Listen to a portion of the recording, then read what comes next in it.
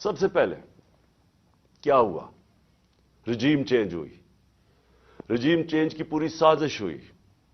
مجھے پتا اس سازش میں کون کون ملوث تھا، کس نے کیا پلاننگ کی، کیا ان کی سوچ تھی، کیسے انہوں نے پیسہ چلایا، کیسے ہمارے ایک آدمی نے فیصلہ کیا گورنمنٹ گرانے کا، کیسے اس نے جب حکم کیا تو ہمارے ایلائز ہمارے سے ہٹے، کیسے ہمارے لوگوں کو امریکن ایمبیسی میں ہمارے بیک بینچرز کو بلا بلا کے بات چیت کی گئی، ان کی میٹنگز کی گئیں، اور وہ سب سے پہلے وہ لوٹا ہوئے، کیسے ان کو پیسے ملے، یہ سارا اب عوام سب سمجھ گئی ہے کہ یہ ہوا کیا تھا۔ گورنمنٹ گرا دی، 9 اپریل کو گورنمنٹ گر گئی، لیکن جو 10 اپریل کو ہوا وہ پاکستان کی تاریخ کا ایک پہلی دفعہ ایک اس طرح کا منظر قوم کے سامنے آیا، اور وہ کیا ہوا؟ پہلی دفعہ پاکستان کی قوم سڑکوں کے اوپر آئی، لاکھوں لوگ سڑکوں پہ آئے، اور سارے لاکھوں لوگوں نے ایک بات کہی کہ امپورٹڈ حکومت نامنظور۔ یہ کبھی بھی جو پلان کر رہے تھے، جو رجیم چینج کے پیچھے جو ماسٹر مائنڈ تھا، جنہوں نے ساری پلاننگ کی، یہ کوئی بھی نہیں یہ سمجھ رہا تھا کہ پاکستان میں یہ ہوگا، کیونکہ کبھی پہلے ہی نہیں ہوا تھا۔ گورنمنٹس گرائی جاتی تھی، مٹھائیاں بانٹ، باشعور ایک جاگی ہوئی، ایک بیدار قوم سڑکوں پہ نکلی، اور ان کو سمجھ آ گئی کہ یہ کیا ساری گیم ہوئی تھی، اور ان ہمارے اوپر اس ملک کے نامور ڈاکوؤں کو، جرائم پیشہ لوگوں کو مسلط کر دیا گیا۔ تو قوم کھڑی ہو گئی ان کے خلاف۔ قوم نے یہ واضح ایک پیغام دیا وہ سہولت کاروں کو، رجیم چینج کے جو لوگ تھے، جو غدار تھے، یہ ملک کے میں کہتا ہوں غدار تھے، جو میر جعفر تھے، قوم نے ان کو پیغام پہنچا دی کہ ہمارے لیے یہ ہمیں بھیڑ بکریوں کی طرح نہ رکھو، ہم اس چیز کو قبول نہیں کرتے، ہم انسان ہیں، ہم وہ لوگ ہیں جن میں اب شعور آ چکا ہے، اور پھر سوشل میڈیا کا زمانہ ہے، آپ کسی کی آواز ہی نہیں بند کر سکتے، جس کے پاس موبائل فون ہے اس کے پاس آواز آ گئی تھی۔ ان کا تو مجھے پتا ہے، لیکن مجھے جو ایک طرح افسوس بھی ہے اور ایک طرح اپنے ملک کی فکر بھی ہے کہ وہ لوگ جن کو ہم سمجھتے ہیں کہ اس ملک کی انہوں نے حفاظت کرنی ہے، جو اس ملک کے محافظ ہیں، وہ اس پلاٹ میں کیسے شامل ہو گئے؟ کیونکہ ان کے بغیر یہ ہونا نہیں تھا۔ جو سارا کور اپ ہوا ہے وہ کبھی بھی یہ جو دو کرمنلز ہیں یہ نہیں کر سکتے تھے، شہباز شریف اور رانا ثناء اللہ۔ یہ اس سے زیادہ طاقتور لوگ کر سکتے تھے، صرف وہ یہ کور اپ میں شامل تھے۔ سارا جو طریقے سے اس نے کہا جی میں اکیلا ہوں، اسے منہ سے بلوایا گیا، ایویڈنس پولیس کے اوپر پریشر ڈالا گیا، ایف آئی آر نہیں، یہ دونوں نہیں کروا سکتے تھے۔ ان کے پیچھے ہمارے وہ لوگ ہیں جن کو ہم سمجھتے ہیں کہ ہمارے ملک کی حفاظت کریں گے۔ میں یہ سوال پوچھتا ہوں کہ کیا میں وہ آدمی ہوں جس کو آپ کہہ سکتے ہیں کہ یہ کوئی بیرونی سازش کا حصہ ہے؟ کیا آپ کہہ سکتے ہیں کہ اس نے اپنے ملک کا کبھی پیسہ ملک سے باہر رکھا ہوا ہے، اور باہر بڑے بڑے اکاؤنٹس ہیں اور بینک اکاؤنٹ، جس طرح یہ جو چور اوپر مسلط کیے ہیں، ان سب کے باہر پیسہ پڑا ہے، اربوں ڈالر پڑا ہے، اور ابھی بھی چوری کر کے پیسہ باہر لے کے جا رہے ہیں۔ جس نے باہر کمائی کر کے سب کچھ، آج اس کا جینا مرنا پاکستان ہے۔ میرا سوال یہ ہے کہ اس کو اگر قتل کروانے کی سازش میں آپ ملوث ہیں تو کیا آپ کو فکر ہے اپنی قوم کی؟ اگر ملک کی سب سے بڑی پارٹی کے سربراہ کو آپ قتل کروا دیتے ہیں، جو واحد فیڈرل پارٹی ہے پاکستان میں، قوموں کو پولیٹیکل پارٹیز اکٹھا رکھتی ہیں، اگر قوموں کو صرف فوج کے ذریعے اکٹھا رکھتے تو ایسٹ پاکستان علیحدہ نہ ہوتا۔ ایسٹ پاکستان کی جو پاکستان کی سب سے بڑی پارٹی تھی، اس کے خلاف جب اپنے ملک کی اسٹیبلشمنٹ چلی جاتی ہے اور وہ ملک ٹوٹ جاتے ہیں۔ اگر آپ وہ پارٹی کے سربراہ کو ختم کرنا چاہتے ہیں جو واحد اس وقت ملک کا ایک ملک کی فیڈریشن کی اس وقت ایک ہی آدمی ہے جس کی ساری جگہ ووٹ بینک بھی ہے، جو اکٹھا بھی رکھ سکتا ہے، ویڈیو کدھر بنتی ہے؟ یہ میرا بہت بڑا سوال ہے۔ یہ کون بناتا ہے یہ ویڈیو؟ اور جیسے بھی اس کے پیچھے جائیں گے آپ کو پتا چل جائے گا. اور مجھے پتا ہے وہ کون تھے, کہ کس نے یہ ویڈیو بنائی. اور ویڈیو کیا ہے؟ عمران خان نے توہین رسالت کر دی, توہین مذہب کر دیا. اور اس کے بعد جناب وہ ویڈیو آگے نکلتی ہے. جاوید لطیف پریس کانفرنس کرتا ہے 14 تاریخ کو, 14 سپٹمبر کو, اور وہ یہ کہتا ہے کہ جناب عمران خان نے بڑا ظلم کر دیا دین کے خلاف. بڑا یہ اس نے لوگوں کے اندر وہ کیا ہے کہ اس نے دین کی کیونکہ کیا ہے تو لوگوں میں اب بڑا غصہ ہے اس کے خلاف. پھر مریم نواز, بڑا اس کو دین کی پرواہ ہے, وہ بہت تکلیف لیتی ہے کہ کوئی دین کے خلاف بات نہ کر دے. تو مریم نواز کو بھی جوش آ جاتا ہے اور وہ 15 سپٹمبر کو وہ بھی پریس کانفرنس کر دیتی ہے. اس سے پہلے میں بھول جاؤں کہ ایک ملک کا ایک بہت بڑا دینی آدمی رانا ثناء اللہ, اس کو بھی جوش آتا ہے. وہ 14 تاریخ کو ایک پریس کانفرنس کرتا ہے کہ جی وہ عمران نے لوگوں کو بڑا غصہ چڑھا دیا کہ اس نے دین کے خلاف بولا. اور پھر ایک اور بڑا دینی آدمی خواجہ آصف, بڑا جی اس کو بھی دین کی بڑی فکر ہے, وہ بھی پریس کانفرنس کر دیتا ہے. اور یہ کرتا ہے 10 اکتوبر کو, اور یہ بھی کہتا ہے کہ جناب عمران خان کو قوم کو معاف نہیں کرنا چاہیے اسے, کیونکہ اس نے دین کے خلاف. وہ ویڈیو کے اوپر سارا ایک ویڈیو بنتی ہے. یاد رکھیں وہ ویڈیو بنتی کدھر سے, اس سے پہلے پی ٹی وی. اب پی ٹی وی, اب سمجھ جائیں کہ اس کے پیچھے کون ہوگا. 4 دن پی ٹی وی کو حکم ملتا ہے کہ عمران کے خلاف پورا کیمپین کریں کہ اس نے دین کی توہین کی ہے. میں ڈی پی او گجرات اپنے فون سے اس کی سٹیٹمنٹ ریکارڈ کراتا ہے, اور ڈی پی او گجرات اس کے فون سے کدھر جاتی ہے سٹیٹمنٹ, وہاں رکتی نہیں ہے سٹیٹمنٹ.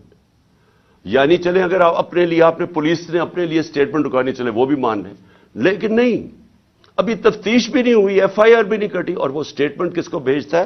اب ذرا دیکھ لیں. وہ ریکارڈ کرواتا ہے 1 گھنٹے کے بعد سٹیٹمنٹ, لیکن 6:01 میں غریدہ فاروقی ٹویٹ کرتی ہے. وہ 6:02 وقار ستی جس نے پہلے ویڈیو ریلیز کی تھی وہ ٹویٹ کرتا ہے. 6:02 میں مرتضی سلنگی ٹویٹ کرتا ہے. وہ حامد میر 6:03 پہ ٹویٹ کرتا ہے. اور جو آپ کو پتا ہے کہ ہمارا کتنا خیر خواہ چینل ہے جیو نیوز, وہ 6:04 پہ کرتا ہے ٹویٹ, یعنی پروگرام اس کے دکھاتا ہے وہی اس کی سٹیٹمنٹ. اور پھر سما آپ کو اگلا پتا کہ وہ ہمارا کتنے خیر خواہ چینل ہے, یعنی چن کے ان چینلز کو ہی بھیجا جاتا ہے. وہ کرتا ہے, وہ بھی 6:04 پہ کرتا ہے, اور اس کے بعد پھر باقی چینلز آتی ہیں. تو سب سے پہلے ڈی پی او جو سٹیٹمنٹ ریکارڈ کراتا ہے اس کی, وہ سب سے پہلے جاتی ہے ان رپورٹرز کو جو کہ سب کو پتا ہے کہ اس وقت تحریک انصاف کے مخالف ہے. تو اب سوال یہ ہے کہ ڈی پی او تو ہمارا ہے, پنجاب گورنمنٹ تو ہماری ہے, تو ہمارا اپنا ڈی پی او ریکارڈ کروا کے سٹیٹمنٹ بھجواتا کدھر ہے؟ کون کون لوگ اس کے اندر ملوث ہو سکتے ہیں؟ مجھے پتا ہے کون ہے وہ. میں صرف اب سوال چھوڑنے لگا ہوں سب کے لیے, اپنی قوم کے لیے, کہ یہ جب یہ جو ہوا اس کے اندر, میں چاہتا ہوں کہ قوم خود سوچ لے کہ اگر یہ ملک کے ایکس پرائم منسٹر سے ہو سکتا ہے تو باقی قوم کے اندر لوگوں کی کیا حیثیت رہ گئی. یعنی جب ہم قانون کی حکمرانی کی بات کرتے ہیں تو اس کا مطلب یہ ہوتا ہے کمزور اور طاقتور ایک ہی قانون سب کے لیے. تو یہاں تو اب واضح ہو جانا چاہیے کہ اگر ایکس پرائم منسٹر اور سب سے بڑی پارٹی کے سربراہ اگر اس سے زیادہ طاقتور لوگ ہیں تو وہ بھی نہیں انصاف لے سکتا. جو زیادہ طاقتور ہے ان کا رول چلتا ہے, جنگل کا قانون ہے پاکستان میں. تو میرے آپ سوال ہیں, میں سب سے پہلے پھر شروع کرتا ہوں. ویڈیو کس نے بنائی؟ جس میں یہ بتایا چن چن کے چیزیں جمع کر کے بتایا گیا جی عمران خان نے توہین مذہب کر دی. وہ کون تھے؟ وہ کون سا ادارہ تھا؟ مجھے پتا ہے وہ کون سا ہے، لیکن میں آپ سب کے سامنے چھوڑ رہا ہوں، اور میں امید کرتا ہوں کہ جب یہ جے آئی ٹی ان لوگوں کو بلا کے سوال پوچھے گی تو ہم سب کو بتا سکیں گے وہ کون ہے. دوسرا کہ جو میں پہلے کیوں نہیں ایف آئی آر میں کروا سکا؟ وہ کون پاور تھی جس نے روکا ایف آئی آر کو؟ مجھے پتا ہے وہ کون تھی، لیکن یہ میں سوال چھوڑتا ہوں. ڈی پی او گجرات کے اوپر میرے دو سوال ہیں. کس نے اسے کہا تھا کہ یہ ویڈیو بھیجے ان صحافیوں کی طرف؟ کس نے کہا تھا کہ پہلے ان کے ہمارے مخالف صحافیوں کے پاس ویڈیو کیسے پہلے پہنچ گئی؟ کس نے بھجوائی تھی؟ کس نے ان کو حکم کیا تھا؟ مجھے پتا ہے وہ کون تھا. اور پھر سی ٹی ڈی، کس نے کہا تھا سی ٹی ڈی کو یہ ویڈیو بنانے کا جو انہوں نے رات کے 12 بجے دوسری ویڈیو ریلیز کی؟ وہ کون تھا؟ وہ آپ کے ساتھ کن کن لوگوں نے، صرف ایک آدمی کے علاوہ کسی نے آپ کو کانٹیکٹ کیا تھا؟ اس نے کہا نہیں کیا تھا. جھوٹ نکلا. وہ جھوٹ اس لیے واضح ہو گیا کہ اس کے پیچھے پورا ایک پلاننگ ہوئی تھی، اس کو پورے تیار کر کے بھیجا تھا. دوسرا اس سے سوال پوچھا گیا کہ کیا آپ کو ٹریننگ تھی پسٹل شوٹنگ کی؟ اس نے کہا کوئی ٹریننگ نہیں تھی. وہ پھر جھوٹ صاحب آ گیا پولی گراف کے اوپر، کیونکہ ظاہر ہے وہ ٹرینڈ آدمی، اس کی ٹریننگ کروا کے بھیجا گیا تھا.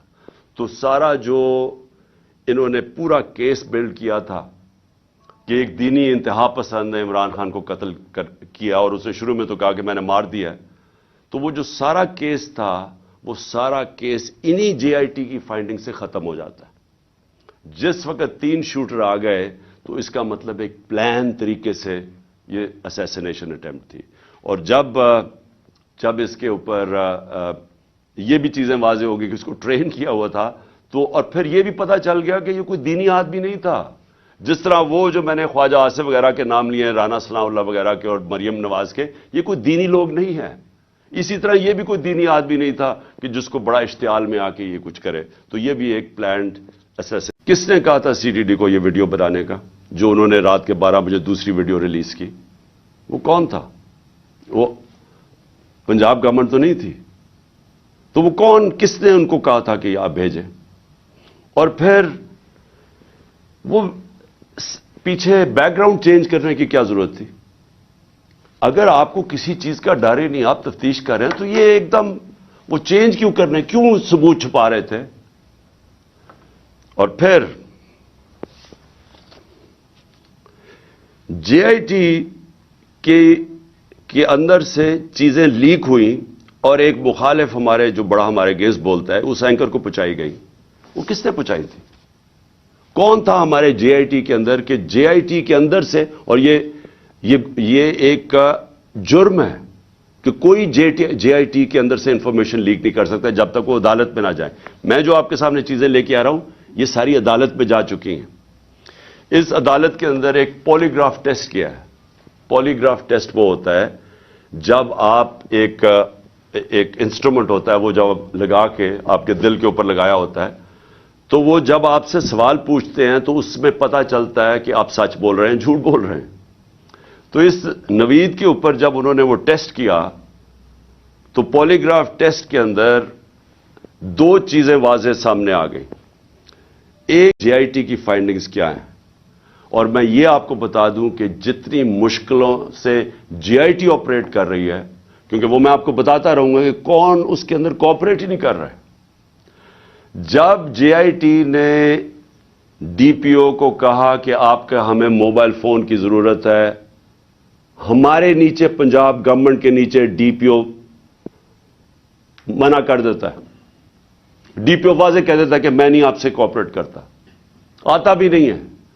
اب ہمارے ہوتے ہوئے ہمارا ڈی پی او گجرات، اس کو اب عدالت کے ذریعے بلایا جائے گا جے آئی ٹی کے اندر. پھر کیا ہوتا ہے؟ وہ جو شام کو جب ایک دفعہ ڈی پی او اس کی سٹیٹمنٹ ریکارڈ کر دیتا ہے، 8 घंटे के लिए उसको नवीद को सीटीडी उठा लेती है। सीटीडी फिर एक और वीडियो रिलीज करती है रात के 12 बजे। और सीटीडी का क्या काम था उस वीडियो को रिलीज करना। फिर एक और चीज है कि सीटीडी जब वो वीडियो रिलीज करती है, जो उसकी बैकग्राउंड है वो चेंज कर देती है बाद में। फिर सीटीडी के जो उस आदमी को जो मुलव्वस था, उसको जब बुलाया जाता है जेआईटी में, वो भी मना कर देता है कि मैं नहीं आता। फिर से पंजाब गवर्नमेंट के नीचे है वो मना कर देता है कि मैं नहीं कोऑपरेट करता। यानी क्या वजह है? अब मैं सवाल सबसे पूछता हूं कि क्या वजह है कि ये हमारे नीचे ऑफिसर्स, पहले तो वो नहीं, हम अपनी एफआईआर नहीं रजिस्टर करवा सकते, और फिर वो मना कर देते हैं कि जी हम नहीं कोऑपरेट करते। क्यों नहीं करते? कौन इनको रोक रहा था? हमारे से जाहिर है कोई ज्यादा ताकतवर फोर्स थी जो रोक रहा है इनको। उसके बाद क्या होता है? उसके बाद जेआईटी की फाइंडिंग्स आती हैं। वो अदालत में जो आप फाइंडिंग्स रखते हैं उसमें क्या चीज सामने आती है? नंबर 1 के 3 शूटर थे, 2 नहीं थे, 3 शूटर थे नीचे मिले, और 2 और नीचे मिले जो और मुख्तलिफ बंदूक से चलाए हुए थे। जो गार्ड्स थे हमारे ऊपर, उनकी फोरेंसिक जब टेस्ट कराया गया, किसी की भी गोली नहीं चली थी, क्योंकि जो गार्ड सबसे करीब था उसके तो 6 गोलियां उसके अंदर से निकली, तो वहां तो किसी के पास भी नहीं था। और फिर यह भी चीज सामने आ गई कि मौजम जो था, जो मौजम शहीद हुआ, वो आप कोई भी, अगर आपको सोशल मीडिया पे वो वीडियो मिल सकती है, उसका स्लो मोशन देख लें। वो मौजम जब जाता है उसके पीछे, तो जैसे ही उसके सामने आता है नवीद के, उसको गोली लगती है। वो गोली ना आगे से लगती है ना कंटेनर से लगती है, वो गोली कहीं दूर से आके लगती है उसके इस तरफ। और वो नवीद के लिए वो गोली थी। मौजम रास्ते में आ गया, क्योंकि ये लियाकत अली खान वाला टाइप उन्होंने इंसिडेंट बताना था, क्योंकि फौरी तौर पे जो एक आदमी को मार के कहे जी बस एक आदमी हमने मार दिया, तो वो बच गया नवीद, और मौजम शहीद हो गया।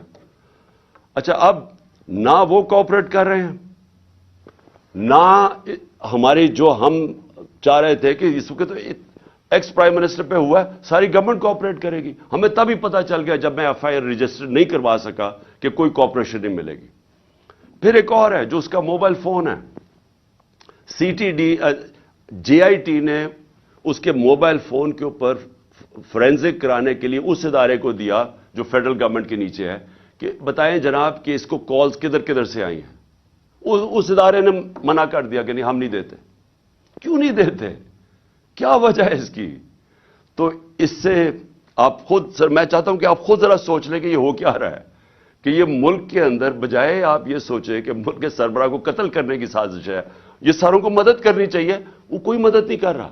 वो तो छोड़े फेडरल इदारे को, अपने जो नीचे पुलिस काम कर रही है वो नहीं मदद करने के लिए तैयार।